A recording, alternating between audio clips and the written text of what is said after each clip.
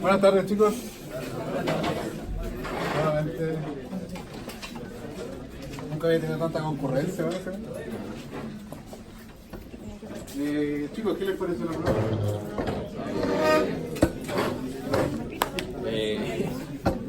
Tenía preguntas desafiantes. ¿Qué hicieron discusión? Estoy buscando el borrador. ¿Cómo está por ahí? No hay borrador. ¿Tiene confort?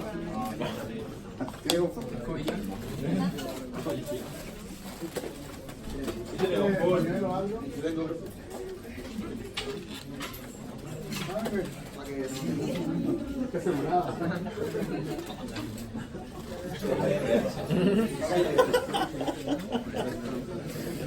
Pero la que tiene más fuerza.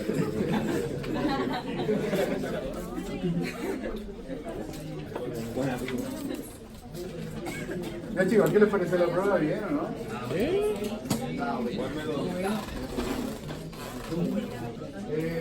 Esta es la primera vez en los 10 años que estoy en la universidad que decidí hacer pruebas grupales.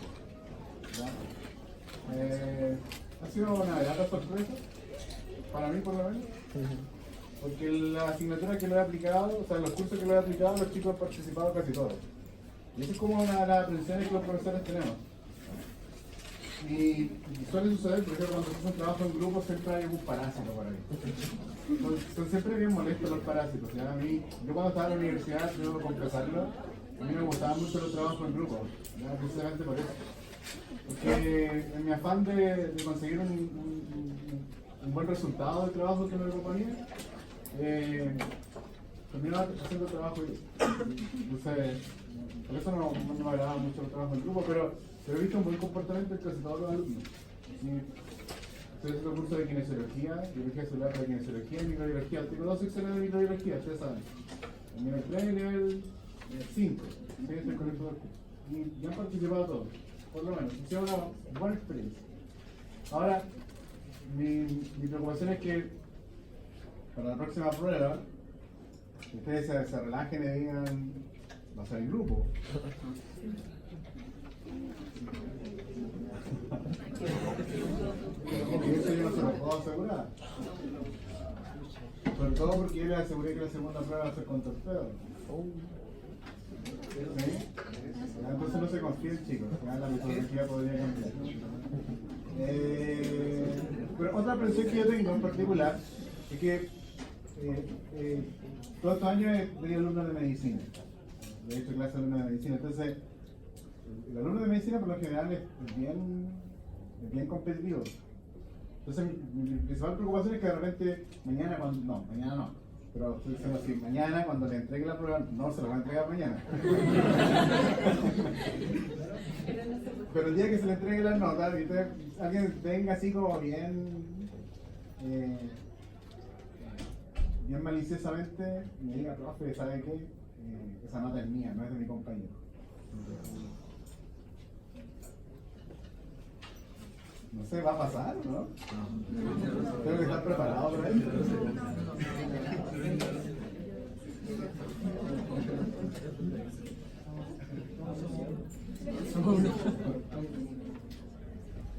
Porque claro, para mí no sería problema, por ejemplo, que todos consigan una buena nota porque trabajaron en grupo, se complementaron. Para mí eso no es problema, para mí va a ser más problema que alguien de repente me diga, oye, ¿sabes qué, profesor? No estoy conforme con que mis compañeros tengan la misma nota que yo. Yo me estoy preparando como para eso, pero ahora que estoy viendo mucho Juego de Tronos, entonces...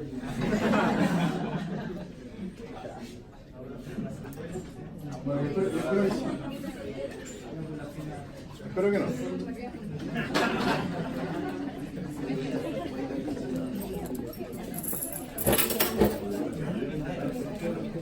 Ya chicos, hoy día vamos a hablar de otra cosa, entonces vamos a tener esta clase recuperativa.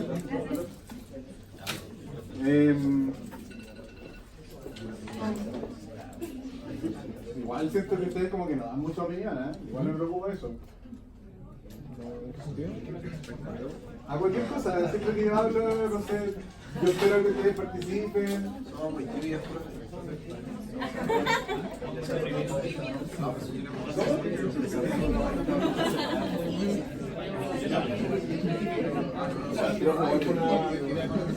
No lo esperábamos.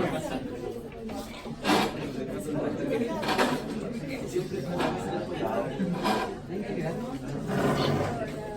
la clase anterior, cuando vimos los cocos gram positivos, les dije que los microorganismos, las bacterias, las vamos a estar estudiando por su morfología y el tipo de pared celular que ellos poseen. Por lo tanto, el gran tema de la clase, el gran objetivo de esta clase, es estudiar las focáceas gram negativas. Entonces, ¿qué vamos a entender por una ecocácea gram negativa? Es una bacteria, ¿no es cierto?, que tiene una forma esférica. En este caso son un poquito más pequeñas estas ecocáceas. Tienen un tamaño de 0,8 micrómetros. Van a tener una membrana interna y otra membrana que es externa, si ustedes lo saben ya bastante bien para esta prueba. Y en el espacio periplástico vamos a encontrar una escasa cantidad de esta estructura que es el péptido uricárico. Bueno, estas son las cosas que ustedes deberían mencionar en uno de los ejercicios de la prueba. ¿Ya? Y otra cosa que era importante para mencionar era la presencia de el lípido A. ¿Sí? El lípido A que está unido al antígeno. ¿Sí? Y esto en conjunto es lo que nosotros denominamos como el lipopolisacárido. Yo te dije. Lo del lípido. Eso es básicamente lo que vamos a reconocer entonces en la bacteria, una ecocácea gram negativa, que es la que vamos a estudiar en este curso. En esta clase, perdón. La semana pasada estudiamos los cocos gram positivos y hablamos de dos grandes géneros, que eran el género Staphylococcus y el Streptococcus. Cada uno con sus características, cada uno con las enfermedades que ellos producen. Hoy día, dentro de este grupo, nos vamos a centrar en un género, que es el género Neisseria. De nuevo, hay varias especies de Neisseria, pero solamente algunas producen patología en el ser humano. La primera de ellas es la Neisseria gonorrea. ¿Qué enfermedad produce esta bacteria? Produce una enfermedad de transmisión sexual, que claramente es la gonorrea. No hay ningún misterio. Y el otro miembro de importancia clínica dentro de la Neisseria es la Neisseria meningitidis.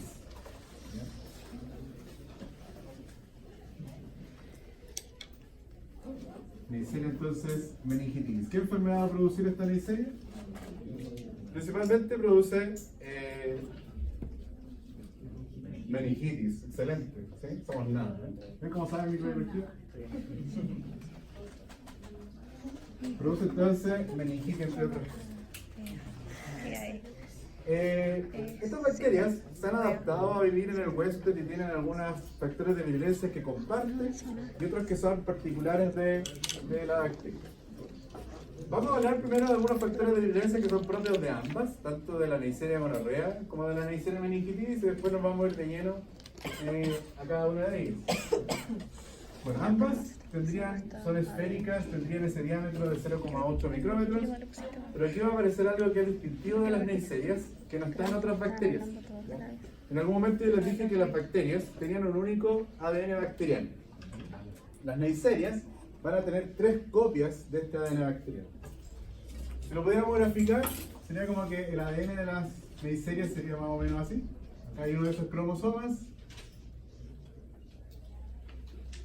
¿Cuántos de estos tendrían que haber entonces? Tendrían que haber 3 copias de este ADN bacteriano. ¿Sí? No lo voy a dibujar de esa manera porque necesito hablar sobre esos cromosomas. Vamos a hacerlo como simplemente 3 círculos, y no como una doble cadena, pero ya queda claro que siempre el ADN de las bacterias y de otras células es una doble hebra de ADN. Entonces aquí nada más tendrían que haber 3 copias de este ADN bacteriano. Eso es muy importante de entender porque habrían genes que estarían repetidos dentro del cromosoma, y además si están repetidos dentro del cromosoma podrían estar repetidos dentro de los otros cromosomas. Muy importante para entender algunos factores de virulencia de las Neisserias. Estas bacterias, la gonorrea, que es una enfermedad de transmisión sexual, y la meningitis, son enfermedades que se transmiten por contacto cercano, contacto con mucosas, y ellas habitan en estos sitios, sobre todo la Neisseria gonorrea. Entonces, una de las inmunidades que poseen las mucosas es la inmunoglobulina A. ¿Ya? Vamos a ver en el curso de la unidad de inmunología de bases científicas 3 que los anticuerpos, ¿ya?, o también conocidos como inmunoglobulinas, hay varias de ellas, ¿ya? De hecho hay 5. Una de las más importantes es la inmunoglobulina G, la M, la A, la E y la D. Pero esta inmunoglobulina A, que es la que me interesa, es la inmunoglobulina o el anticuerpo que se va a presentar en todos los tipos de mucosas, ¿ya? También va a estar presente en la leche materna, en las mucosas, por supuesto que también en la saliva. Es una inmunoglobulina que las células secretan hacia estos sitios, por lo tanto serían inmunoglobulinas que van a ser secretadas. Estas bacterias se han adaptado a este proceso y las neiserias producen proteasas. Van a producir algunas proteasas. ¿Qué es una proteasa? Es una enzima que degrada ¿qué cosa? Proteínas. Resulta que los anticuerpos, la naturaleza de estos anticuerpos son ser proteínas. Entonces, estas proteasas que expresan las neiserias son enzimas que degradan proteínas, pero específicamente a las inmunoglobulinas de tipo A. Entonces, una de las principales defensas que nosotros vamos a tener contra las neiserias va a ser la inmunoglobulina A. Sin embargo, estas bacterias se han adaptado a tener elementos que destruyen a estas proteínas, a esta inmunoglobulina, ¿ya? Entonces sería un primer mecanismo de virulencia. Otro mecanismo que comparten estas bacterias por el hecho de tener 3 cromosomas, que estas bacterias, ¿ya?, producen variabilidad antigénica. ¿Ya?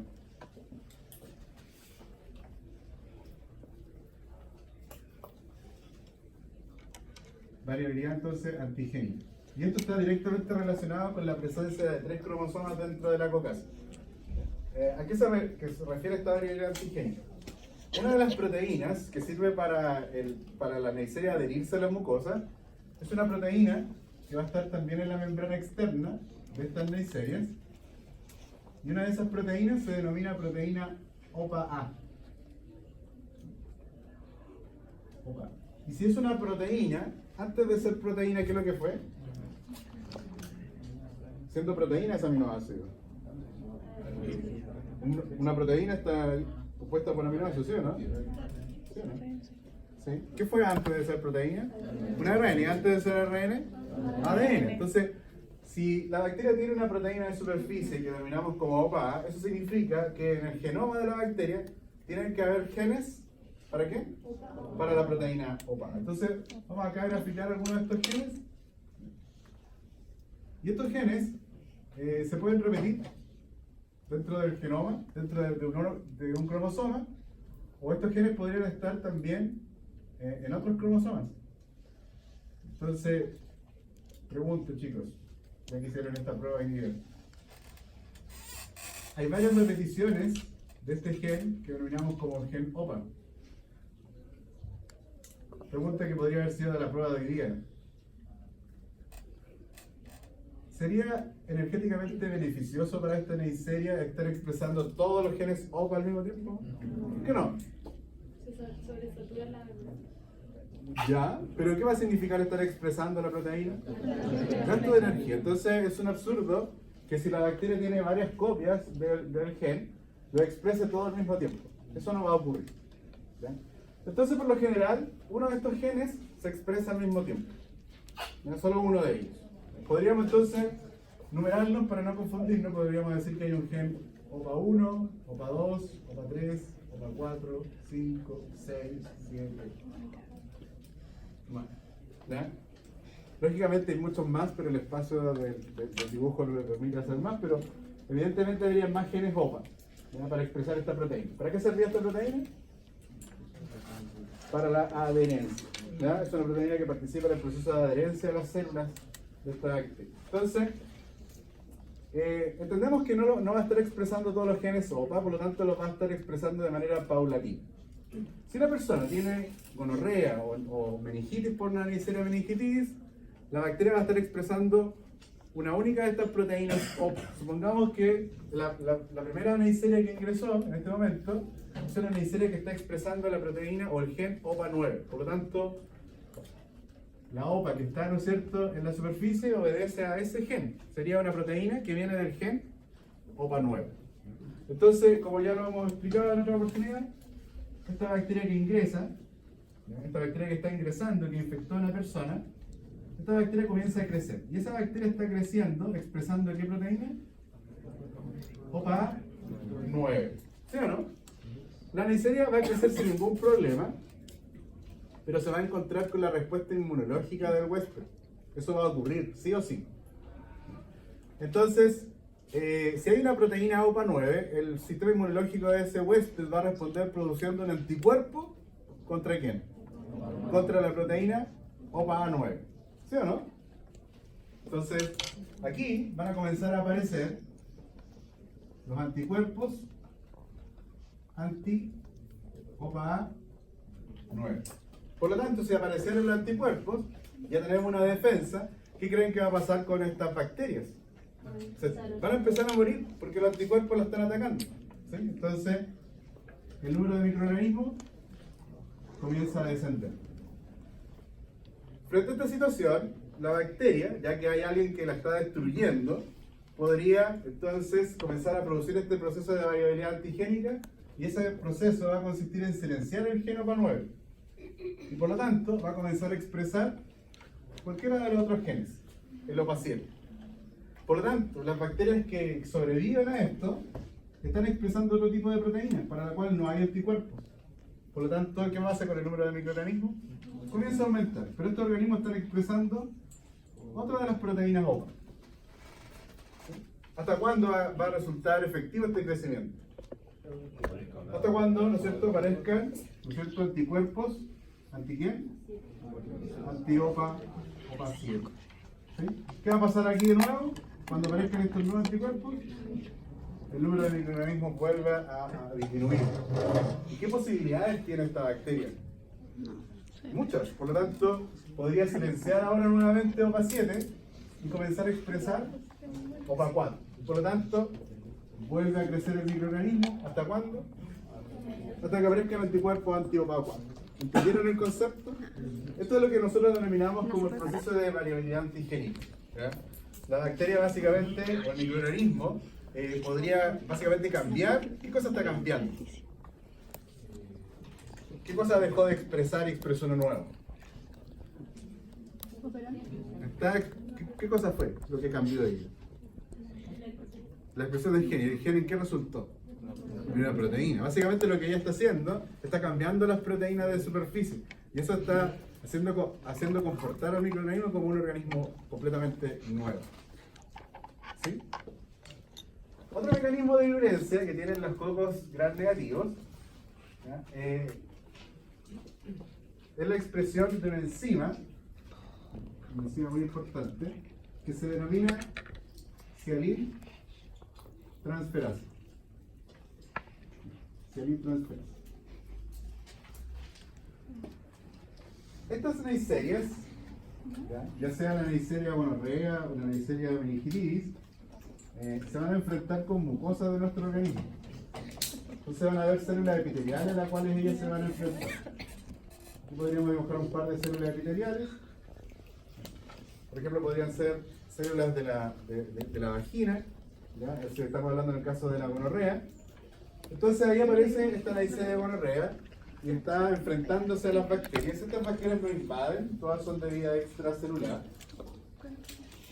Pero hay un concepto que, como no hemos tenido el módulo de inmunología, lo vamos a ver más en profundidad más adelante, pero el sistema inmunológico normalmente no debiera atacarse a sí mismo. ¿Sí? Debiera atacar solo lo que es extraño. Ahora ustedes me van a decir, pero profesor, hay enfermedades que son autoinmunes. ¿Sí? Las hay, efectivamente hay enfermedades autoinmunes, pero estamos hablando de una situación, entre comillas, normal, en donde consideremos que el sistema inmunológico está funcionando bien y por lo tanto no se está atacando a sí mismo. ¿Ya? Partamos de ahí.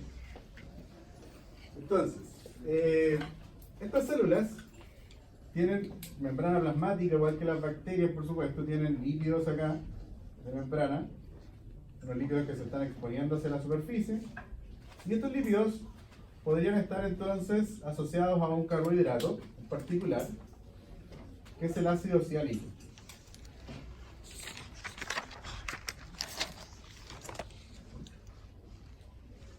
Las células que responden produciendo anticuerpos son principalmente los linfocitos B y T. ¿Ya? Los linfocitos T ayudan a los B para que finalmente los linfocitos B se conviertan en las famosas células plasmáticas que producen ¿qué cosa finalmente? Los anticuerpos. ¿Ya? Resumidas cuentas, así funcionaría más o menos el sistema inmunológico. Después lo vamos a ver en mayor detalle. Pero necesitamos que linfocitos T estimulen a los B para que los B se transformen en células plasmáticas.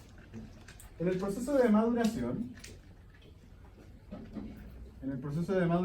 tanto de los linfocitos T como de los linfocitos B, a esas células se les presentaron las células propias. Por lo tanto, si yo tengo acá una célula epitelial, si esto fuese una célula epitelial, esa célula epitelial, con los lípidos que yo dibujé acá, con el ácido ciálico que yo dibujé también aquí, ¿ya? Con ese ácido ciálico, esa cadena de carbohidratos que es el ácido ciálico, vamos a dar acá que es un carbohidrato, todos esos elementos fueron presentados previamente a los linfocitos T y B cuando ellos estaban madurando. De tal manera que si en el proceso de maduración ellos reconocieron a cualquiera de estos componentes, los linfocitos B y T que reconocían esto que es propio, fueron eliminados. ¿Sí? A ellos en su proceso de maduración se les presenta, si ellos lo reconocen, son eliminados. Entonces, básicamente tenemos que partir de la base de que no hay nada que reconozca estos lípidos en nuestro sistema inmunológico, ni al ácido ciálico. ¿Ya? Entonces, ¿qué es lo que expresa la NICE? ¿Qué les dije yo que expresamos? Presenta una enzima que se llama cialiltransferasa. ¿Ya? Entonces, esta cialiltransferasa, esta enzima, lo que hace es cortar el ácido ciálico de la propia célula epitelial y la misma cialiltransferasa va a transferir ese ácido ciálico a la membrana de la neisseria. ¿Sí? Esta enzima entonces le está sacando el ácido ciálico a las células epiteliales y se lo está transfiriendo ahora a la membrana de la propia neisseria. ¿Qué es lo que está haciendo la neisseria con esto? Se está camuflando, ¿sí? Se está mimetizando con las células del huésped, porque en los procesos evolutivos de estos microorganismos, esta neisseria ha entendido que si ella, ¿no es cierto?, se comienza a tomar estos carbohidratos que son propios de la célula huésped, ella queda, ¿no es cierto?, beneficiada porque no hay o no van a existir anticuerpos que dañen a la neisseria. Y esto lo hace tanto la Neisseria gonorrea como la Neisseria meningitis. ¿Sí? Ahora vamos a hablar por separado de las enfermedades. ¿Ya? Estas cosas eran comunes para la Neisseria, ahora vamos a hablar de algunos detalles. Vamos a describir la enfermedad de la gonorrea. ¿Ya? Bueno, la enfermedad de la gonorrea es una enfermedad de transmisión sexual, como ya lo hemos dicho, que se transmite por el contacto con personas que tengan, ¿no es cierto?, la gonorrea. El problema de eso, y que favorece la transmisión, es que tanto varones como mujeres que estén infectadas con gonorrea, en ambos casos puede ocurrir periodos asintomáticos. ¿Ya? La persona está con la bacteria en el conducto, o sea, perdón, en los tejidos del aparato genitourinario, pero no han aparecido síntomas. Y claro, podrían haber síntomas y la persona también obviarlos. ¿No es cierto? A lo mejor los síntomas son tan leves que la persona todavía no le hace sospechar de nada, y si no hay síntomas, lo más tradicional que ocurre es que la persona, si no tiene síntomas, no acude al médico. ¿Sí?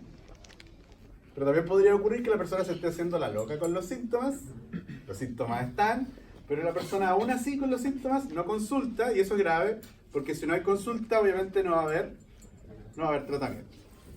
¿Ya? No va a haber tratamiento. Y ese es un problema entonces. Ahora, ¿por qué pueden ocurrir periodos asintomáticos? Porque la verdad a lo mejor el número de microorganismos todavía no ha alcanzado el número de microorganismos para ¿Se acuerdan de ese gráfico? Que incluso yo les pedí que lo explicaran hoy día. Que el microorganismo cuando está en el periodo de incubación todavía no alcanzaba el número para que aparezcan entonces los síntomas. ¿Sí? Pero los síntomas también pueden ser leves. Un síntoma que va a aparecer sí o sí cuando estemos en infecciones, ¿cuál sería? Fiebre. ¿Ya? Este sería uno de los primeros síntomas. Ahora, estamos hablando de una enfermedad que es la gonorrea, que aparece en el aparato genitourinario. ¿Qué síntomas creen ustedes que podría aparecer? ¿Perdón? Ardor, ¿sí? Picazón. ¿Cuándo va a aparecer ese ardor o esa picazón? ¿Creen ustedes? Al momento de orinar. ¿Cuándo más?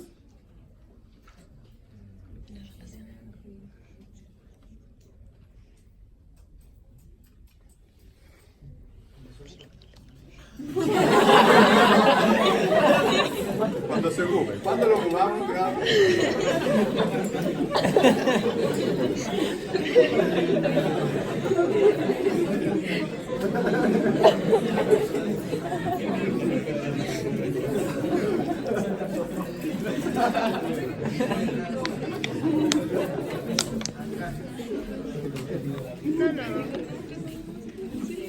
Estos síntomas de ardor o picazón podrían presentarse tanto al orinar como al mantener relaciones sexuales. ¿Ya? Me imagino que a eso se refería. Ahora, chicos, el dolor es una situación que para cada persona es bien particular.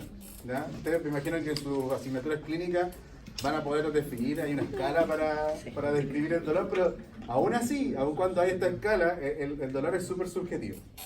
¿Ya? De tal manera que, si bien algunas veces el ardor puede ser muy leve, para otras personas podrían describirlo, y así como está en la literatura, como que ellos estuvieran orinando vidrio molido. Esa es como la sensación dolorosa cuando se presenta una enfermedad. Ahora, ¿por qué aparece el dolor? Porque la célula, cuando se está enfrentando al tejido epitelial, yo les decía que la bacteria cuando llegue y está causando una infección, lo que la bacteria va a estar haciendo, además de haber llegado, es que la bacteria va a estar creciendo, está aumentando el número de microorganismos. Entonces, ¿qué está haciendo la célula para poder alimentarse? ¿Qué creen que va a hacer? ¿Cómo lo hace? Todas las bacterias, chicos, esto es un término muy importante, son organismos quimioheterótrofos. ¿Sí? Por lo tanto, ellos necesitan, ¿no es cierto?, obtener la energía de elementos que ya estén previamente fabricados. Entonces, si yo tengo a una Neisseria, la voy a dibujar acá de nuevo, que quiere multiplicarse, ella necesita alimento para ello. ¿A quién se va a estar enfrentando esta célula? Ya sea la Neisseria gonorrea o la meningitis, se va a estar enfrentando a las células epiteliales. Por lo tanto, para conseguir eso, la bacteria con mucha seguridad va a estar liberando enzimas que van a ¿qué? Van a terminar causando daño en la célula epitelial, ¿sí o no? La está destruyendo. Cuando se destruye esto, la bacteria que está adquiriendo los nutrientes que termina por absorber. Entonces, ¿cómo se explica este fenómeno de ardor o de picazón en la zona genitourinaria? Porque las células a las cuales la bacteria se está enfrentando, la bacteria la está destruyendo. Como se destruye esta célula, uno de los componentes que se libera es la histamina, y de hecho lo analizamos para la neumonía en la clase pasada. ¿Qué va a causar esta histamina? Va a causar procesos de inflamación. ¿Sí? Entonces, este daño a nivel celular, y además complementado con el proceso inflamatorio que involucra también a los capilares del tejido, va a explicar por qué esta bacteria está causando dolor o ardor al momento de orinar.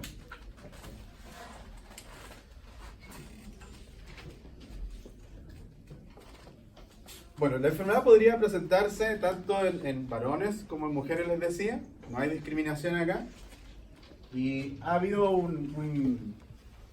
así como ustedes deben saber y deben estar al tanto de que Chile está atravesando por una epidemia de VIH, ¿ya? ¿Por qué creen que el país está pasando por esta epidemia? Poca educación. Falta de educación. De alguna manera creo que hubo un tiempo, un periodo como de relajo de las personas, en donde parecía que el VIH no era importante, por lo tanto la población en general creo que se relajó al respecto. Y eso finalmente termina causando que aparezca un boom nuevamente de la enfermedad. Y claro, no es solamente el VIH el que se han registrado aumentos, sino que básicamente ha habido un aumento de casi todas las enfermedades de transmisión sexual, porque todas se transmiten de la misma manera. ¿Sí? Ya, entonces, ¿dónde va a comenzar el cuadro? ¿Dónde van a llegar estas bacterias? Van a llegar primero a las células epiteliales de la uretra, lo primero que va a afectar. Las células de la vagina van a ser las primeras afectadas. Si la bacteria, ¿no es cierto?, ya colonizó esa zona, estas bacterias son inmóviles, también es algo importante de decir. Por lo tanto, la única forma que estas bacterias, siendo inmóviles, pueden ir abarcando otros territorios, ¿qué tienen que hacer? Tienen que ir siempre multiplicándose. Entonces la enfermedad, si no es tratada en esta primera etapa de la infección, donde se afecta principalmente la uretra, la enfermedad podría ir ascendiendo tanto en varones como en mujeres. Por lo tanto, si vamos ascendiendo en el tracto genital masculino, va a aparecer, ¿no es cierto?, en la uretra, el epididimo, y podríamos llegar finalmente a los testículos. En el caso de la mujer también, si comienza en la uretra y también en la zona de la vagina, la enfermedad también podría ir ascendiendo, y por lo tanto también la enfermedad podría llegar finalmente ¿dónde? A los ovarios. ¿Ya? Y entonces, ¿qué va a estar haciendo la bacteria cuando alcance estos sitios importantes, como son los testículos y los ovarios? ¿Qué va a estar haciendo la bacteria en estos sitios? Nuevamente, la bacteria, ¿qué está haciendo? Se va a estar alimentando. Por lo tanto, acá, ¿qué va a pasar con las células? Se van a destruir. Estos chicos tienen que ser reparados. ¿Ya? Y a veces, el tiempo de reparación no da tiempo para que, por ejemplo, en el testículo aparezcan nuevos espermatogonios. Y si no da tiempo para que aparezcan nuevos espermatogonios, ese tejido va a ser reemplazado por tejido fibroso. Y por lo tanto, si desaparecen los espermatogonios, en ese testículo se van a dejar de producir ¿qué cosa?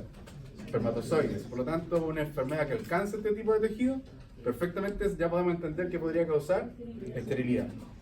¿Sí? Lo mismo va a pasar en las mujeres. Si la enfermedad no se trata a tiempo, si hay negligencia con respecto a los síntomas del paciente, la enfermedad va a ascender, va a llegar a los ovarios, y el tejido los ovocitos que están detenidos en esta meiosis van a ser reemplazados ¿por qué? Por tejido fibroso. Y eso también podría, ¿no es cierto?, ser causa de esterilidad. Estamos hablando de casos donde hay negligencia con respecto a los síntomas. El problema con esto, chicos, es que la Neisseria en el último tiempo se ha visto que ha adquirido resistencia al antibiótico. Son muchos los antibióticos que en algún momento fueron efectivos contra la Neisseria. La Neisseria incluso se utilizó en algún momento penicilina. ¿Qué hablábamos de la penicilina? Sí, no era eso. Está bien. Pero recuerden que Fleming descubre esta sustancia, años después se comercializa, y le explicaba que fue de hecho después de la Segunda Guerra Mundial ¿no es cierto?, que se comenzó a comercializar la penicilina. Entonces, chicos, ahí de nuevo pasó algo muy parecido que lo que nos está pasando ahora en Chile. Cuando aparece la penicilina y se sabe que es efectiva contra la gonorrea, se anuncia con bombo y platillos. ¿Sí? La penicilina cura la gonorrea. ¿Qué creen que pasó con la población en ese momento? Se relajó, ¿sí? Se relajó, entonces, de nuevo, ¿no es cierto?, bajan un poco la necesidad de protección, qué sé yo, entonces hay un aumento después que aparece la penicilina, hay aumento de los casos de gonorrea, ¿sí? Y cada vez que, fíjense nada más, que cada vez que se anuncia una situación donde parece que se va a curar algo, ¿ya?, la población en general se relaja. Bueno, me fui para el otro lado con el tema. Decíamos que puede haber fiebre, decíamos que puede haber irritación. Los síntomas, tanto en el hombre como en la mujer, pueden ser muy parecidos a una infección urinaria. ¿Ya? Dentro de los síntomas que aparecen cuando hay infección urinaria, es que las personas a veces sienten deseo de orinar, ¿ya?, y no consiguen hacerlo. ¿Sí? Eso se llama tenesmo. ¿Ya? Tener el deseo de hacer algo, pero no conseguir hacerlo. ¿Ya? Tenemos vesical. También, ¿sí?,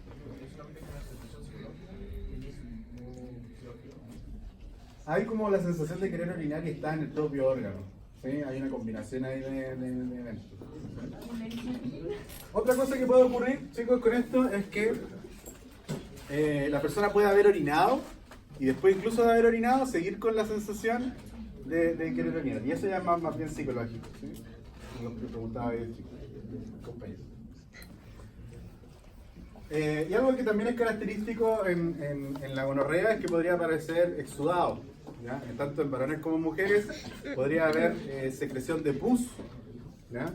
En el caso de la gonorrea esa secreción es bien verdosa, y en el caso de las mujeres, como el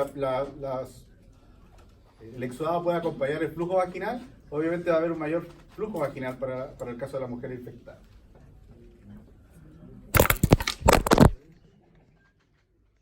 Ya chicos, ¿alguna duda con esto, no?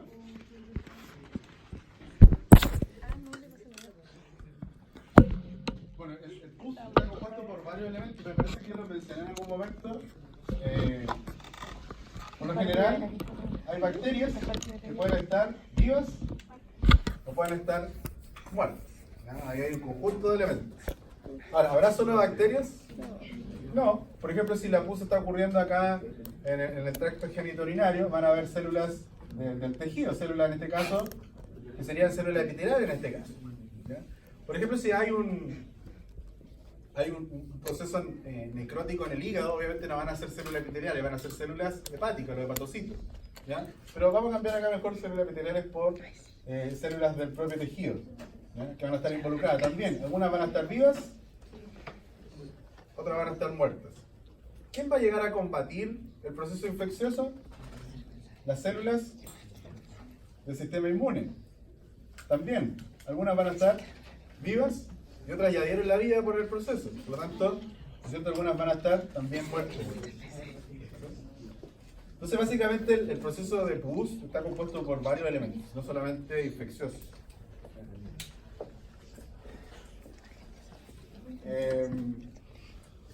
Creo que ya hablamos bastante de la gonorrea. ¿Cómo se va a prevenir la gonorrea?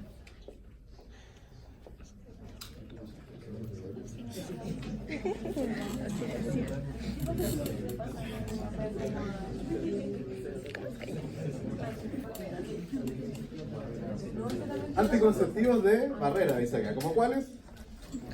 Como el condón. ¿Cómo usamos el condón correctamente, chicos? ¿Conmigo? ¿El condón masculino? ¿Cómo hay que usarlo, chicos? No romperlo con los dientes. Ya, antes de abrirlo, ¿qué deberíamos fijarnos? Esta es la fecha de La vencimiento. fecha de vencimiento, excelente. ¿Verdad? Un 7, bueno. Hasta 7, promedio 7. Sí. ¿Cómo? Si no está, ¿no es cierto? Si no está roto el envase, ¿no es cierto? Eso hay que fijarse ahí muy bien de eso. ¿Verdad?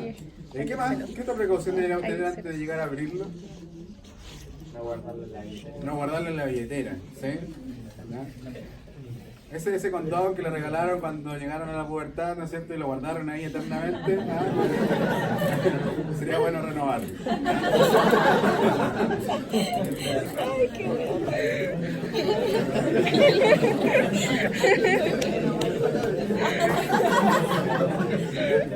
Ya chicos, entonces tenemos un preservativo masculino que cumple la fecha, que está intacto el envoltorio, que no ha sido guardado en un lugar que le haya llegado calor, por ejemplo. ¿Ya? Lo vamos a abrir. La compañera ya se adelantó y dijo que no hay que abrirlo con los dientes. Muy bien. ¿Por qué cosa no habría que abrirlo también? Con tijeras, ¿sí? De hecho, el preservativo trae unos sitios de cómo abrirlo y es más fácil. Ya. Lo hemos abierto. ¿Y ahora? ¿Qué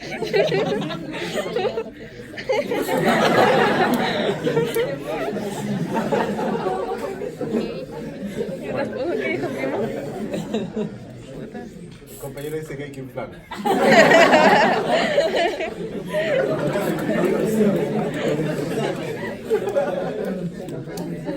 Ya, ¿cómo se debe colocar el preservativo? Ya, amigo, ya. Este momento, usted termina. Dale. ¿Cómo nos aseguramos de eso? Tomándole la colita. Ya, hay que presionar entonces la punta del preservativo para que esté, como le dice el compañero, no. ¿Y cómo debe estar el pene para colocarlo? Tiene que estar completamente erecto el pene. ¿Sí? ¿Y para retirarlo?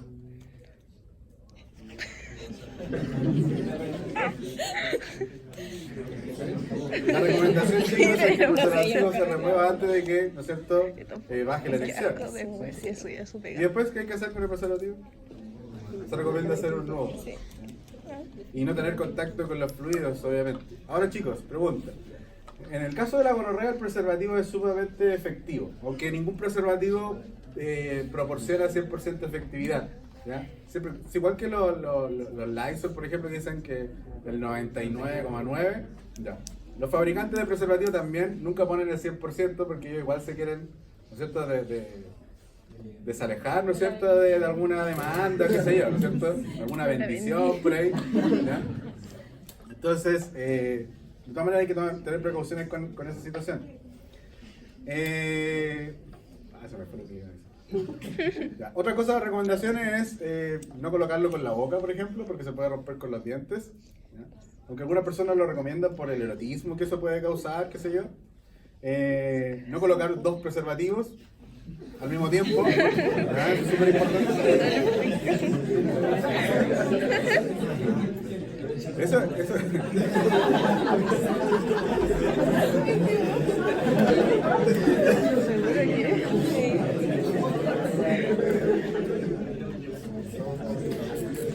Chicos, recomendación. Yo recién en la prueba les puse una pregunta sobre cómo le explicaría al paciente. Siento que nunca hay que subestimar al paciente y dar todas las indicaciones muy claras. Y en este caso, una de ellas es no colocar los preservativos porque una persona que carece de estos conocimientos podría pensar que por colocar 2 es mucho más efectivo. Pero en realidad eso podría provocar que el roce entre el material del preservativo provoque ruptura, entonces podría ser peor. Y por eso, chicos, no se rían de estas situaciones.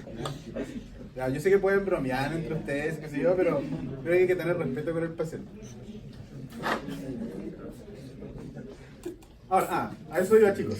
Si bien para la gonorrea el preservativo masculino es efectivo, hasta el 99,9%, para otras enfermedades de transmisión sexual, el preservativo no protege. ¿Sí? Ojo con eso. Porque, por ejemplo, las verrugas que aparecen en los genitales no están en la zona que cubre el preservativo masculino. Podrían estar en la base del pene, podrían estar en el escroto, podrían estar en otra zona perfectamente. Por lo tanto, ahí el preservativo masculino no protege. ¿Ya? El herpes. ¿Ya? Las lesiones del herpes también no necesariamente van a estar en el cuerpo del pene, por lo tanto también podrían transmitirse. Y también, ¿no es cierto?, las ladillas, ¿sí? El tirus pubis, este piojo, que se transmite por contacto sexual también, o la sarna, el preservativo no va a proteger, por lo tanto hay que tener mucho cuidado cuando recomendarlo y también dar estas instrucciones. Que hay otras enfermedades de transmisión sexual que no van a quedar libres de transmisión con el uso del preservativo, eso también hay que ser muy cuidadosos. Ahora, ¿uso el preservativo es la única manera de que podemos prevenir esta enfermedad? ¿Qué más? ¿La favorita de ustedes? ¿Cuál es? La abstinencia. ¿Sí? Muy bien. ¿Sí? ¿Y cuál más? La abstinencia es la más segura. Es la única que es 100% efectiva. ¿Sí? Es la única.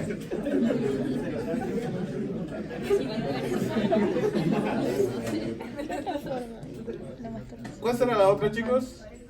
Pareja única. Ahora eso sí tiene que ser un acuerdo entre los dos integrantes de la pareja, los 3 integrantes de la pareja, que todos hayan acordado que ese va a ser, ¿no es cierto?, el núcleo de la relación. Si no, de lo contrario, no va a pasar nada.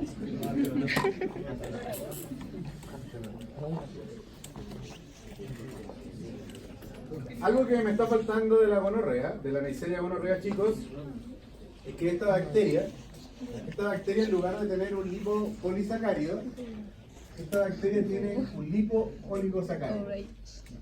¿Qué significa este lipooligosacárido? También está presente el líquido A, pero este antígeno O, que debiera ser una de cadena ramificada, en el caso de la Neisseria gonorrea es más cortito.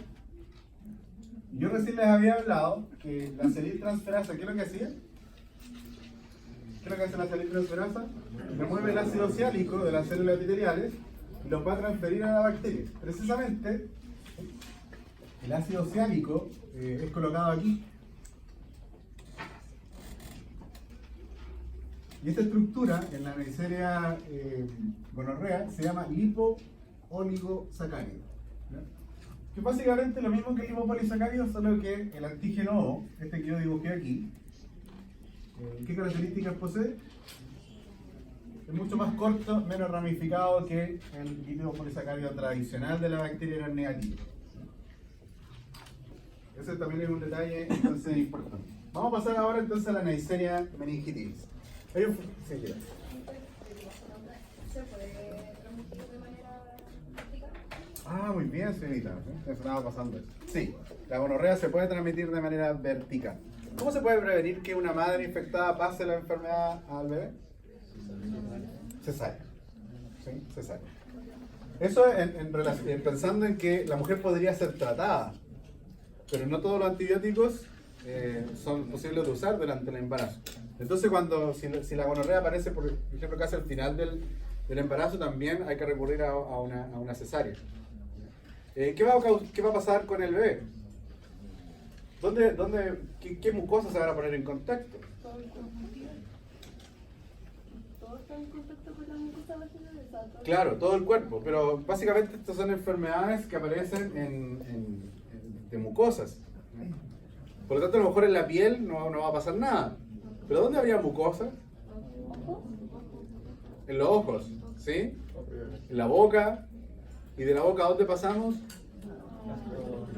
Al intestino. El bebé va a hacer su primera respiración, también podría ingresar o tener contacto con la Neisseria por vía aérea. Por lo tanto, esta Neisseria gonorrea, que nosotros tenemos caracterizada como una enfermedad en los genitales, en el recién nacido podría producir otro tipo de cuadro, desde, ¿no es cierto?, una conjuntivitis, donde el bebé podría quedar ciego a causa de eso, o una neumonía. Va a ser diferente el cuadro de presentación de la enfermedad. Vamos a pasar ahora entonces a la Neisseria meningitis. Y esta bacteria tiene algunos factores de virulencia adicionales, que son los siguientes. Va a tener fimbrias. ¿Para qué sirven las fimbrias? Son elementos de adherencia. Y además, algo súper importante de la Neisseria meningitis, que no posee la Neisseria gonorrea, es una cápsula.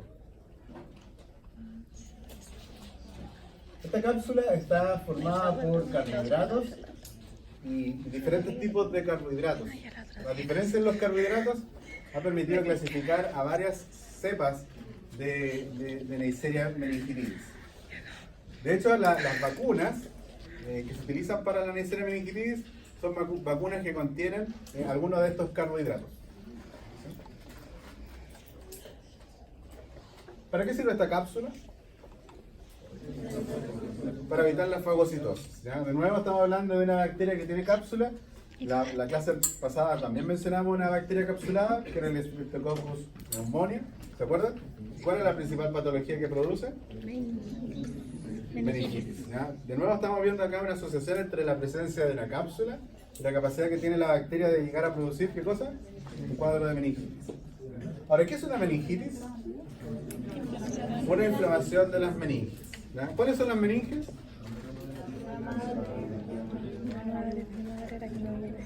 De nuevo, dura madre, vía madre y aracnoides. ¿Ya? Esas serían las capas. Ahora, fíjense chicos, estaba hablando de una enfermedad que se transmite por vía aérea. ¿Ya? La Neisseria meningitis es una enfermedad que se va a transmitir por gotitas respiratorias. Ahora hay que hacer diferencia entre las gotitas respiratorias, porque por ejemplo, cuando yo estoy hablando, yo mismo veo que salen gotitas. ¿Sí? Me pasa mucho eso. ¿Ya? Que salió bastante cuando estoy hablando, y esas gotitas yo las veo caer. ¿Sí? ¿Esas gotitas tendrán importancia, chicos? Tienen poca importancia, porque esas gotitas, si bien podrían transportar muchos microorganismos, caen muy rápido al suelo. Precipitan. ¿Sí? ¿Cuáles van a ser las más graves, creen ustedes? Las que son más pequeñitas, esas que son, ¿no es cierto?, pulverizadas, por ejemplo, de estornudar o de toser, porque esas gotitas son tan livianitas que van a demorar un tiempo en caer al suelo. Y hay una gran posibilidad de que esas gotitas sean inhaladas por otra persona. ¿Ya? Entonces esas representan un mayor riesgo. Ahora, se transmite por vía aérea esta enfermedad que es causada por la Neisseria meningitis y sin embargo tiene que llegar ¿a dónde? A las meninges. Chicos, gran parte de la población es portadora sana de la Neisseria meningitis. ¿Sí? Se dice que hay un 30% de la población adulta que es portadora sana de este microorganismo y no llega a causar entonces esa enfermedad.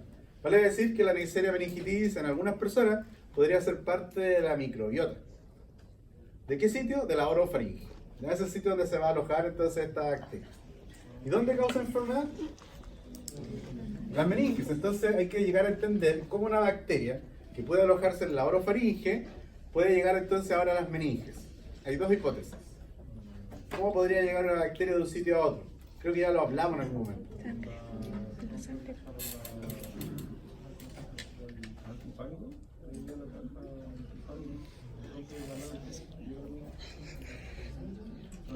Ya, esa es una primera opción, que la bacteria ella misma se abre camino. Yo le decía que esta bacteria es inmóvil, pero ¿qué va a estar haciendo la bacteria para ir creciendo? Tiene que ir creciendo, entonces tiene que ir rompiendo tejidos y de esa manera podría llegar entonces a las meninges. ¿De qué otra manera podría llegar a las meninges?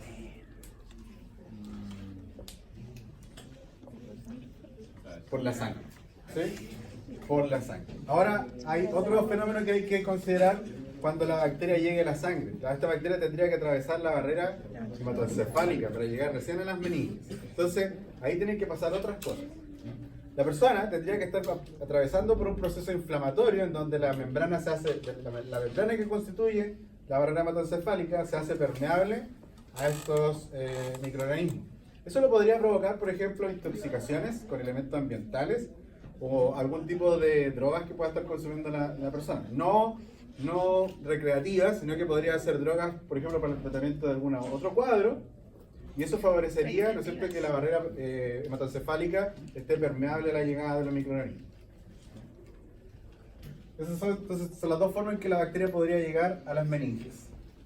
Si hay una persona que esté colonizada con esta bacteria en su orofaringe y es parte de un grupo cerrado como este, se entiende que al poco tiempo todo el grupo estaría colonizado con la Neisseria meningitis. Sin que eso signifique que las personas se van a infectar, porque ya les decía, la Neisseria puede vivir como parte de la microbiota. ¿Quiénes están en más riesgos de desarrollar la enfermedad? Niños y ancianos. ¿Por qué? Más que eso, el sistema inmunológico, ¿sí? Tiene que ver con eso.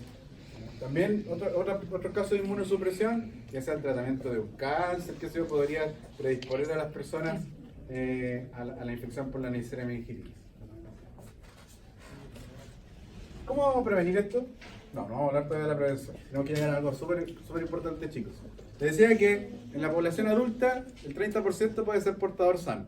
Los que están mayor en riesgo de adquirir la enfermedad son los infantes. Y hay una situación que propicia eso. Lactancia. La lactancia puede ser, pero la lactancia igual tiene varios efectos beneficiosos. Yo les explicaba que la IgA es una inmunoglobulina que está en la leche materna, por lo tanto protege. ¿Qué cosa? Sí, eso pasa mucho. ¿Ya? Es bastante probable que la enfermedad se transmita entre personas cercanas al infante porque hay una mayor probabilidad de que entre ellos se den besos. ¿Ya? Entonces ahora podemos hablar de cómo se previene. No dar besos, ¿no es cierto?, a los infantes. Eso es súper importante. Yo lo encuentro cerdo. ¿Cómo se va a diagnosticar? Yo le hice así el otro día. Cuando la subí la chanita. Cuando la vi, yo le hice así. Cachetito. ¿Cómo vamos a hacer el diagnóstico? Empecemos desde el principio. Hay una persona que sospechamos tenga gonorrea o sospechamos tenga meningitis. En el caso de la gonorrea, ¿de dónde vamos a obtener la muestra? ¿De dónde? De la mucosa genital. ¿Sí? ¿Cómo sería esa muestra para la mujer? ¿Cómo sería esa muestra para los varones? ¿Podríamos tomar una muestra de flujo vaginal fácil en las mujeres y en los varones?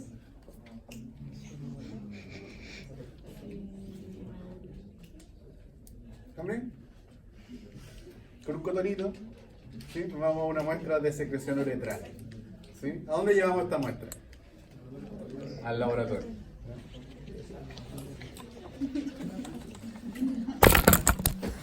Entonces, la muestra es diferente. Entonces se trata de un hombre o una mujer. ¿Qué pasa si se trata de una muestra de meningitis? ¿Alguien que ustedes sospechen tengan meningitis? ¿Cuál será la muestra?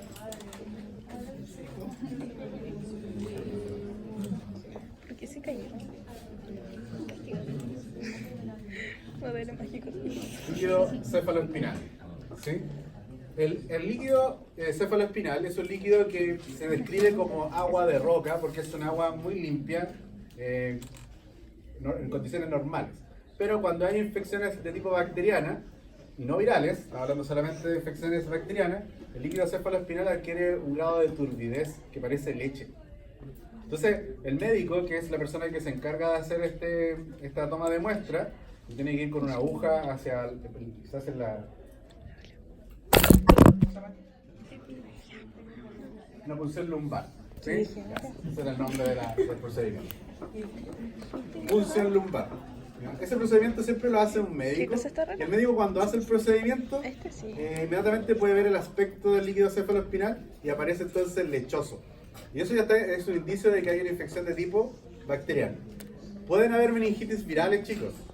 Y en esos casos, el líquido cefaloespinal todavía tiene el aspecto normal, como de agua limpia. Entonces, si aparece el líquido cefaloespinal, inmediatamente ustedes pueden sospechar de algún proceso bacteriano. Que hasta el momento podría ser la Neisseria. ¿Cuál es la otra bacteria que produce meningitis? El Streptococcus pneumoniae. ¿Sí? Cuando aparece un líquido cefaloespinal de esa manera, podría ser cualquiera de estas dos bacterias hasta el momento. ¿Qué vamos a hacer con esta bacteria o con esta muestra que llegue al laboratorio? ¿Cómo la vamos a reconocer? Ya, lo primero que podríamos hacer es una tinción de Gram. ¿Ya? Pero antes de hacer la tinción de Gram, porque la tinción de Gram, ¿dónde tienen que colocar la muestra? ¿Qué vamos a necesitar hacer con esta muestra para hacer una tinción de Gram? Vamos a tener que colocar la muestra en un puerto. Y eso no lo podríamos hacer al principio. Nosotros nos vamos a asegurar, como el procedimiento fue realizado de manera estéril, lo primero que vamos a hacer con esa muestra que viene en el cotonito es ponerla en un medio de cultivo.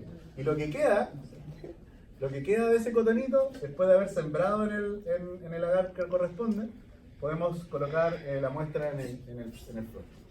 ¿Qué van a observar aquí, probablemente, de la tinción de Gram, chicos? Para estas bacterias, se van a observar neutrófilos, o también conocidos como polimorfonucleares. Neutrófilos o células polimorfonucleares. Estas células se caracterizan por ser lobuladas, el núcleo, y estas bacterias se van a observar dentro de la célula. Pero ojo, estas bacterias, recuerden, son de vida extracelular. Por lo tanto, si aparecen estas bacterias, estas ecocáceas, van a estar dentro del citoplasma. ¿A qué se debe eso? A que las células del sistema inmunológico están fagocitando. Y algo característico de estas bacterias es que se van a observar como si fuese un grano de café. Normalmente las neiserias se disponen en diplos, las ecocáceas aparecen en diplos y están tan juntitas, una apretando a la otra, que tienen esta configuración como de granos de café. Entonces aquí hablamos de Diplococcus. ¿Qué tinción? Gran negativo. ¿De qué color los van a ver entonces dentro de las células? De color rojo. ¿Sí? Excelente. Estas bacterias del género Neisseria se caracterizan por ser muy sensibles, ¿sí? Como los alumnos universitarios hoy día.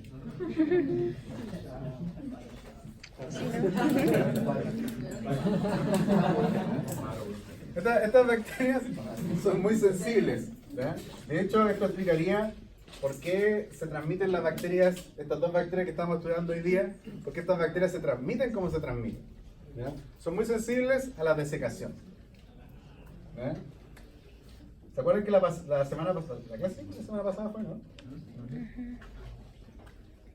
Estudiábamos a dos bacterias, el estáfilo y el estrepto. Yo les decía que estas bacterias son propias de la piel, ¿sí? Porque pueden resistir estas condiciones. En cambio, las neiserias son muy sensibles a la desecación, son sensibles a las concentraciones de sal, y son sensibles a las altas temperaturas. ¿Bien? Son muy sensibles. Precisamente estas condiciones de sensibilidad hacen que estas bacterias con muy poca probabilidad se transmitan por contacto directo entre personas. ¿Ya? Y una manera de prevenir, por ejemplo, yo le decía que la meningitis se puede transmitir por gotitas aéreas. Una manera muy fácil de prevenir esta enfermedad es ventilando las habitaciones. Y más aún si al interior de las habitaciones puede llegar la luz del sol.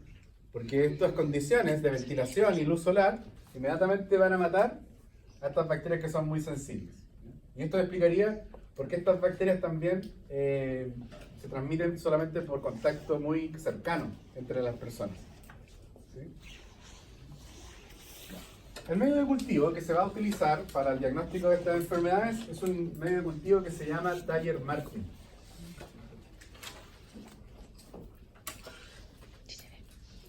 Es un medio que se llama entonces Dyer-Martin. ¿Qué es lo que es el Dyer-Martin? ¿Han escuchado del agar chocolate? Probablemente lo vieron en el laboratorio. ¿Sí? El Dyer-Martin es un agar chocolate. ¿Y qué es lo que es un agar chocolate? Es un agar sangre que se ha calentado. ¿Sí? Se calentó para que todos los contenidos dentro de las células se liberen. ¿Por qué cambió el nombre a Dyer-Martin? Porque a este agar chocolate se le han adicionado sustancias antimicrobianas. Este medio Dyer-Martin es un agar chocolate que tiene antibióticos, ¿verdad? Antibióticos que van a inhibir, ¿a quién creen ustedes? A los gram positivos. Pero también van a inhibir a bacterias gram negativas, excepto, obviamente siempre podríamos inhibir el crecimiento de las neiserias si yo quiero diagnosticar, ¿ya? Y además va a tener antifúngicos.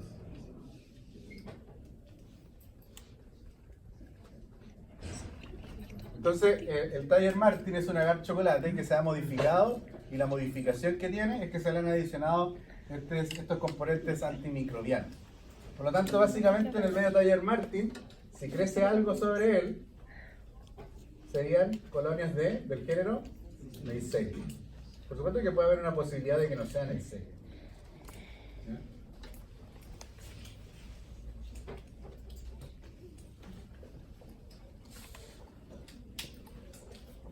Las colonias de las neiserias son chiquititas, ya son puntiformes, muy parecidas a lo de las Streptococcus que le mencionaba en la clase pasada. ¿Y cómo vamos a confirmar que esto se trate de Neisseria? Estas colonias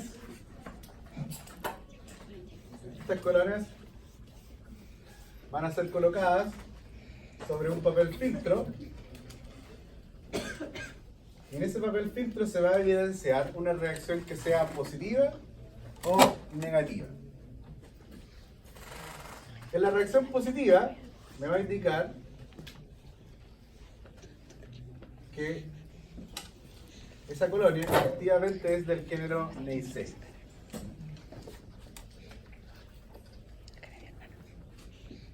El reactivo que posee este papel filtro es el reactivo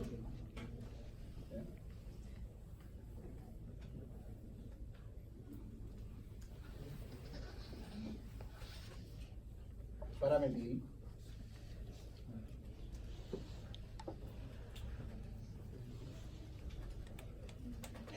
es el reactivo para metilfenildiamida. ¿Ya? Ese es el nombre del reactivo. Las bacterias que sean del género Neisseria van a poder oxidar ese reactivo, y entonces si yo coloco una bacteria que sea efectivamente del género Neisseria, esto se va a oxidar y me va a dar una coloración azul. Si la bacteria no es Neisseria, el reactivo no se va a oxidar y va a permanecer entonces incoloro. Eso me confirma que la bacteria que está creciendo en el medio Dyer-Martin es del género Neisseria, pero no me afirma qué especie de Neisseria es. Para saber cuál es el género de Neisseria, perdón, la especie de Neisseria, se hace un perfil de carbohidratos.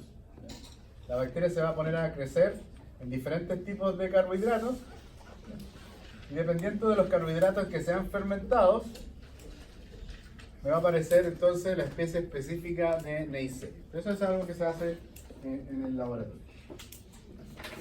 Chicos, ¿está claro esto entonces? Aquí, ¿no?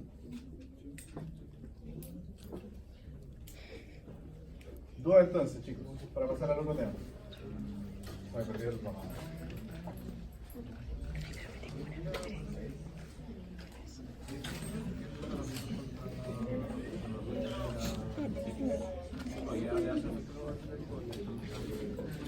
Principalmente la Neisseria gonorrea es la que ha tenido los efectos más importantes de resistencia. El problema de la Neisseria meningitis es que podría haber un retardo en comenzar el tratamiento. Pero chicos, describimos muy bien a la gonorrea, pero aquí precisamente el compañero me está haciendo preguntas. La meningitis, ¿cómo se va a manifestar? Esta inflamación de las meninges. Eso no lo describimos, me falta describirlo todavía. Va a haber fiebre, dolor de cabeza. Ahora la mayoría de las meningitis se presentan con los mismos síntomas, pero hay características que son propias de cuando es una meningitis por Neisseria meningitis. Es que parece, ¿no es cierto? Podrían haber vómitos, podrían haber petequias. ¿Qué son las petequias? Las petequias a veces pueden aparecer de forma espontánea en una persona o una que otra. Son rompimientos de los capilares y en la piel de las personas se ven puntitos de color rojo. Eso podría aparecer de manera natural, sin ningún otro síntoma en las personas, pero en los casos de infecciones las petequias aparecen en gran cantidad. Entonces se van a ver varios de esos puntitos sobre todo en las extremidades de la persona. Ahora también las fiebres son bastante elevadas, ¿ya? 38, 39, incluso más podrían ocurrir. En los infantes podría haber, producto de la fiebre, podrían tener efectos como por ejemplo se van a desmayar, ¿sí? Podrían haber convulsiones, las personas adultas podrían haber alucinaciones, producto de las fiebres elevadas, y que por supuesto tienen que ser controladas a tiempo porque esas mismas fiebres podrían tener algunas secuelas, sobre todo en los infantes, como por ejemplo sordera o problemas de desarrollo. También en los infantes, y esto es más para los bebés, podría haber rigidez.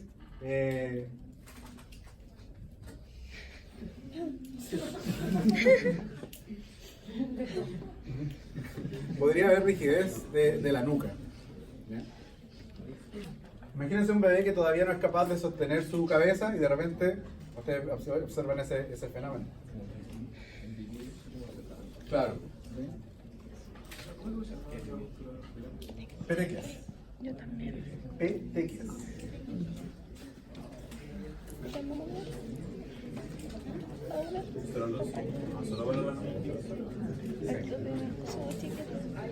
Palos de ajo, palitos de ajo, directo pensaría igual vive en la transición, igual ya como la universidad, porque sigo igual todo lo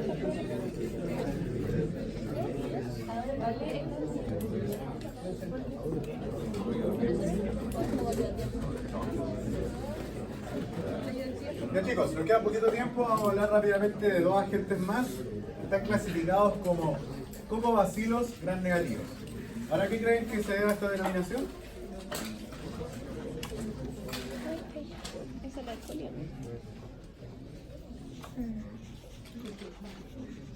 Pero no es como... En un cultivo puro de estas bacterias, que está clarísimo que no hay ningún otro agente presente, sino que les voy a mencionar a continuación, las bacterias se podrían observar como cocáceas o como bacilos. De ahí, ¿no? Entonces la denominación de cocobacilos.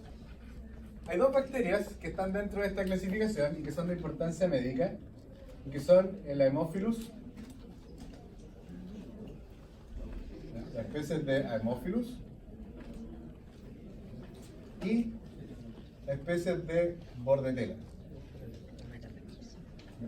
Y dentro de las Bordetella hay una en particular ¿Qué es la bordetela? Bordetela. La bordetela pertussis. Pertussis.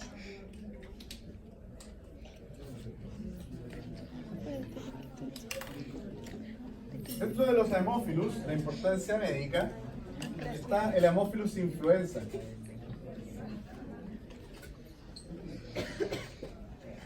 ¿Por qué creen que se denominó así, chicos? Bueno, malo, me voy a estar estudiando, weón. ¿Por qué creen que se denominó Haemophilus influenza? Se denominó así y lamentablemente el nombre se mantiene porque en algún momento se pensó que era este agente bacteriano el que causaba la influenza. Hoy día sabemos, ¿no es cierto? Está clarísimo que quien causa la influenza es un virus, ¿sí? El virus de la influenza. Pero lamentablemente el nombre permanece. No es por mentirte. ¿Qué enfermedad va a producir el Haemophilus influenza? Infecciones en el aparato respiratorio. También podría producir meningitis. ¿Y a qué cree que se va a deber esa capacidad de producir meningitis del Haemophilus influenza? ¿Qué creen que va a tener este Haemophilus? Una cápsula. La cápsula también acá es de carbohidratos por sobre la pared celular. Es una cápsula entonces de carbohidratos. Y esta cápsula de carbohidratos ha permitido clasificar a la bacteria, igual que la Neisseria meningitidis, en varios serotipos.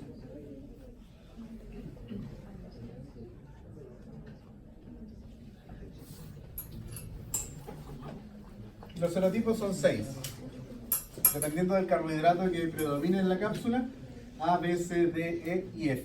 Pero el más importante de todos es el serotipo B. Es el que produce los cuadros. ¿Qué día por medio? De hecho, a veces se abrevia ese Haemophilus influenza tipo B de esa manera. Es el que produce los cuadros más severos de meningitis. Y ese sería el principal factor de virulencia de esta bacteria. Otro Haemophilus que tiene importancia médica es el Haemophilus ducreyi. Esta bacteria produce una enfermedad que se conoce con el nombre de chancro blando.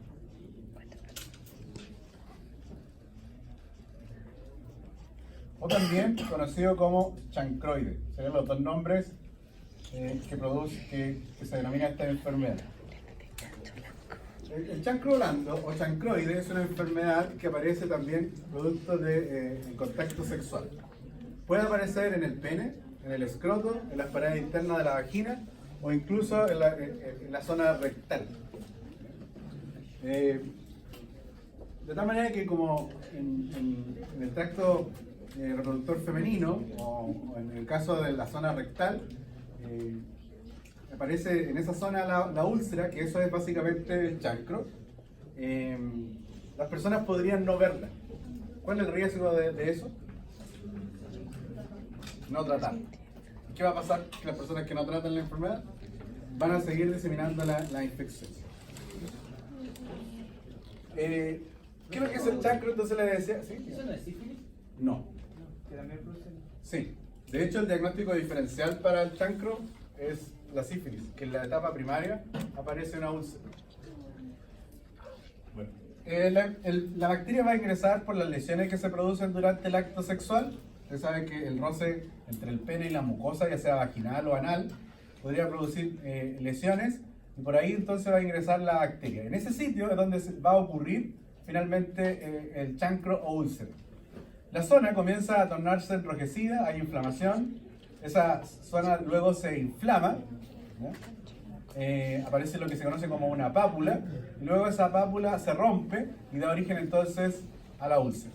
Entonces serían básicamente 3 etapas en el tejido.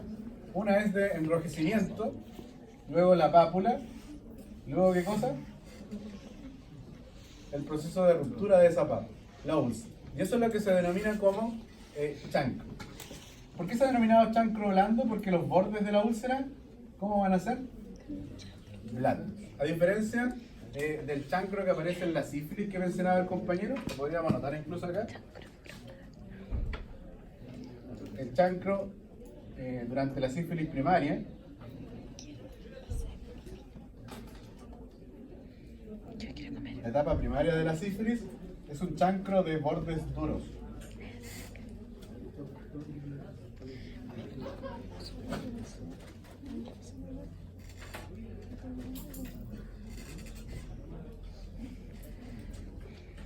Nuevamente, esta enfermedad, si el chancro úlcera aparece en una zona que no protege el preservativo, ¿se puede proteger completamente? No protege completamente. ¿Conocen a la Bordetella pertussis? ¿Lo han escuchado? ¿Han escuchado de coqueluche? ¿Usted tuvo? ¿Sí? ¿Por qué no? ¿Sus papás son antivacunas? Una vez fui al doctor y me dijeron que tenía eso. ¿Sí? Coqueluche. Tiene sinónimos esta enfermedad, también se conoce como tosferina. Tosferina.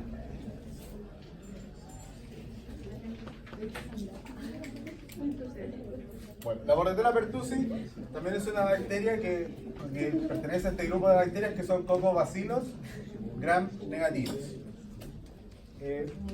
Esta enfermedad, que es el coqueluche, se transmite por vía aérea, por gotitas respiratorias nuevamente, y la enfermedad obedece a que la bacteria produce varios tipos de toxinas. Solo para recordar, chicos, ¿cuándo se van a producir las toxinas? Cuando la bacteria esté creciendo de manera exponencial. En ese momento, entonces, que la bacteria comienza a producir las toxinas.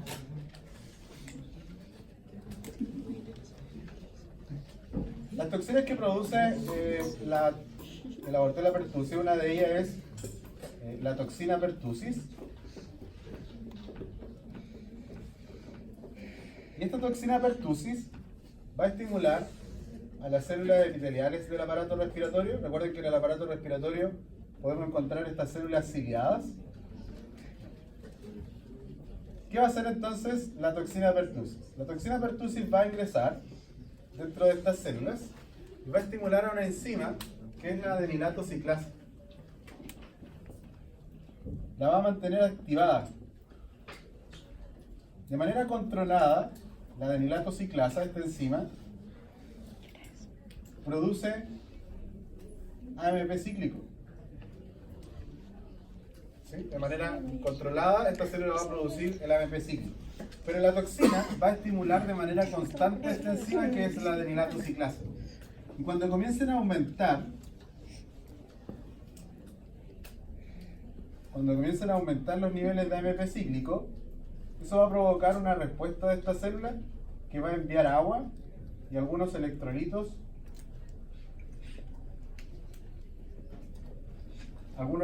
entonces al lumen del aparato respiratorio. Los síntomas precisamente del coqueluche o de la tosferina son tos. Una tos que el paciente termina convulsionando, y ahí viene el otro nombre de la enfermedad, que es tos convulsiva. Entonces el nombre del coqueluche puede ser coqueluche, tosferina o tos convulsiva. Ahora, este fenómeno de tos y convulsiones que aparece se explican directamente por la toxina pertussis, que está provocando que la célula que está atacada por la toxina, ¿qué está haciendo? En ella se estimula la adenilato ciclasa. ¿Y cuál es la respuesta a la acumulación de la adenilato del AMP cíclico?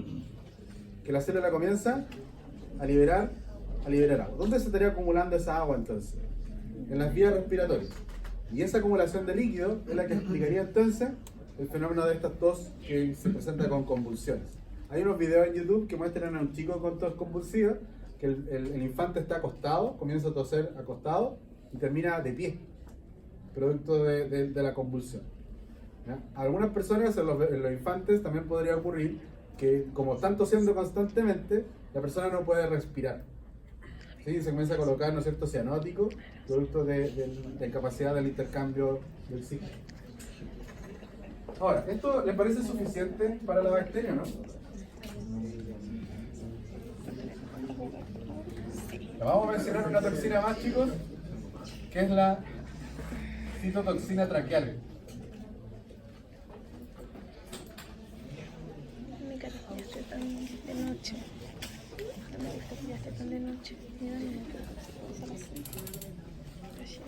Obviamente que si la toxina, la bacteria está aquí, chicos, y se está multiplicando, ¿qué le está pasando a estas células también? ¿Qué le va a estar pasando? Además de estar atacada por la toxina pertussis, ¿qué estaría haciendo la toxina, la bacteria para crecer? Produciendo enzimas ¿para qué? Para alimentarse, ¿no es cierto? Por lo tanto acá hay un daño celular. ¿Cómo se debe reparar ese daño? ¿Cómo creen que si mis células del aparato respiratorio están muriendo, cómo responden las que todavía están vivas para reparar ese daño? Se tienen que multiplicar. ¿Sí? Y precisamente la citotoxina traqueal, ¿ya?, lo que hace es evitar que estas células entren en mitosis. Van a inhibir el fenómeno de mitosis de las células. Por lo tanto, el daño se va haciendo cada vez más grave.